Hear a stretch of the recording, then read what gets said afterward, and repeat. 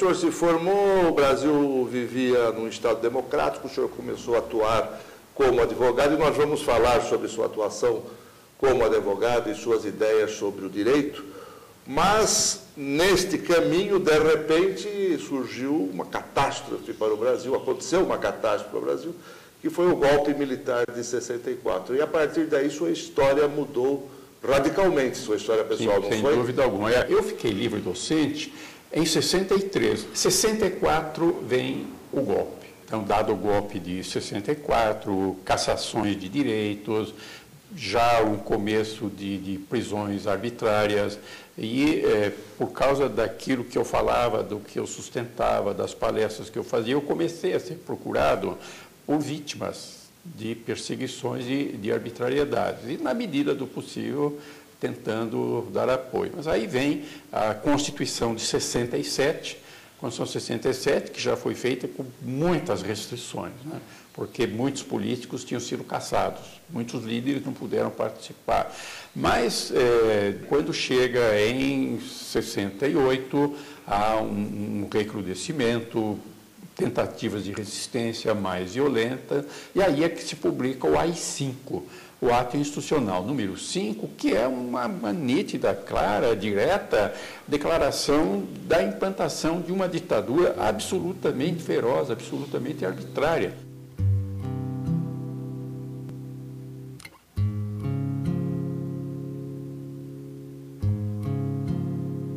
E aí aconteceu um fato muito importante. O bispo, o cardeal de São Paulo, era Dom Paulo Evaristo Arnes. Um dia Dom Paulo me convidou, mandou um convite através do colega, grande amigo, Fábio Comparato, para que eu fosse conversar com ele na arquidiocese. E eu fui, e ele me disse, olha, eu tenho um bom relacionamento com o Papa Paulo VI e consegui a criação em São Paulo de uma comissão Justiça e Paz.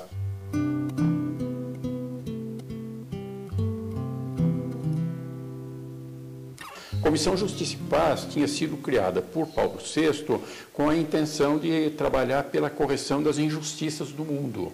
E já dentro desta ideia muito bonita, que depois seria enunciada numa bela frase por João 23, justiça é o novo nome da paz. Então, vamos procurar corrigir as injustiças para que o mundo viva em paz. Então, compôs-se o grupo e então se instalou a Comissão Justiça e Paz e eu fiquei presidente da Comissão Justiça e Paz.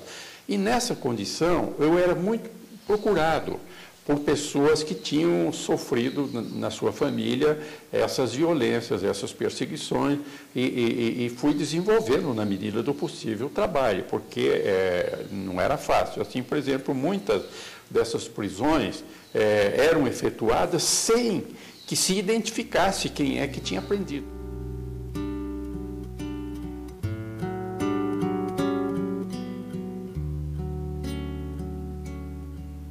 O senhor, por defender vítimas de uma ditadura, o senhor próprio acabou sendo vítima, porque o senhor foi preso.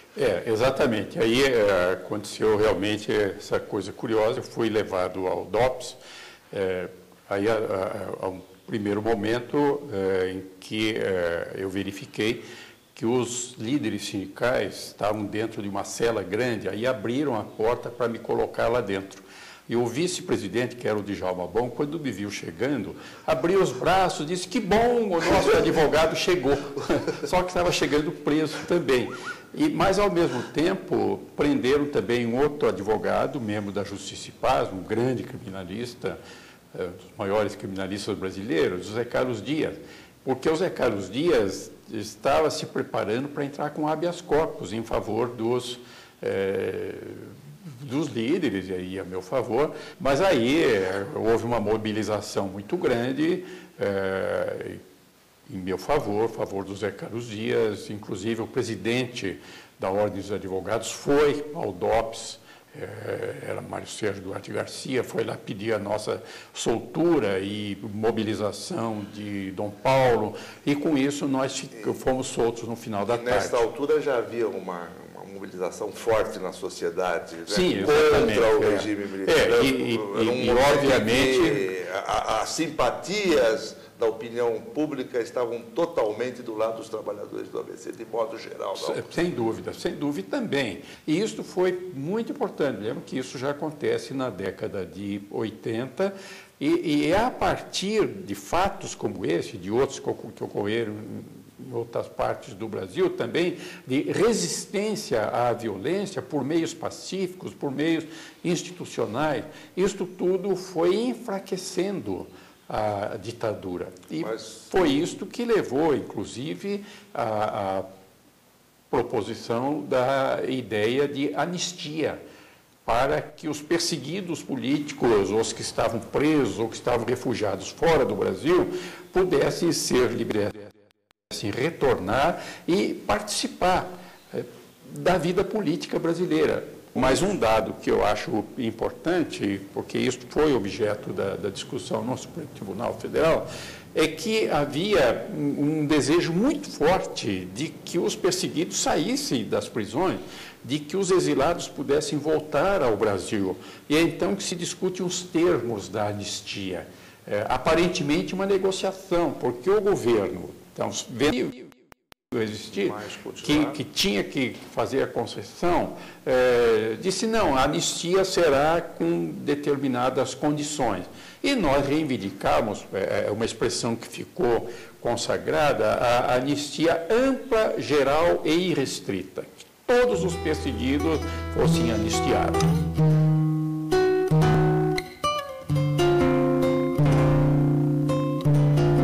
E daí a pouco, então, se começa a discussão a respeito de uma constituinte.